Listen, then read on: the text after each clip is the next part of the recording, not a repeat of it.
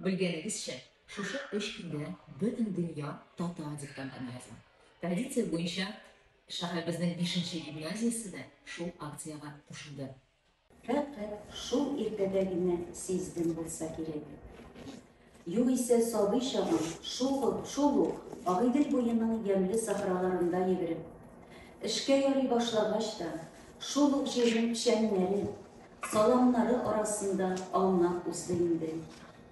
Lakin balakaydan yo'q og'ir ishga jigilib, har narsaning qiyin yog'in, og'ir yog'in g'ina ko'rib o'sib, tuyg'ularimni to'paslandırgan bo'lgan ko'rasan. Külüp ko'tarilgan ertangi quyosh nurlarini, ertangi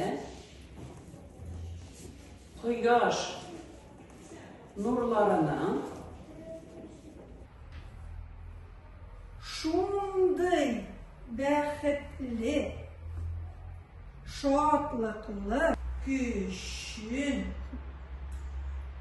aslında awnab uzdi indi. Tatar gimnaziyasida shu Tatarcha yoz xalqaro aksiyasini Tatar gimnaziyasining qatnashuvina bu yil 9 yil bo'ldi.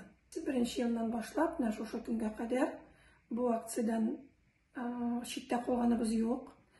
Biz deganimiz u bizning muallimlarimiz, o'quvchilarimiz ham hech cheksiz ota-onalarimiz.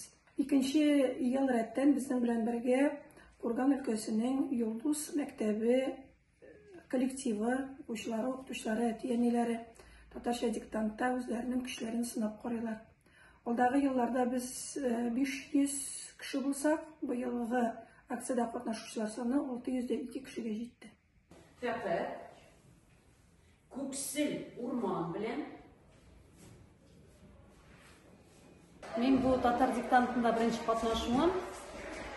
Tekstni yozganim bor edi. Boshqa yerda yozganim bor edi, esimga tushdi. Tekst çalıştırmaşa jingel, menga qiyinlik tug'dirgan so'zlar onun xatti ko'p bo'lmadi. Yozib chiqdik. Yaxshi belgilar kutamiz. Yo'q. Nindi so'zlar qoldingiz? Ilgirasiz, yaxshi. Bugun faqat ko'ksil o'rmon bilan qoplangan kuchli tog'lar ortidan kulib ko'tarilgan ertangi quyosh nurlarini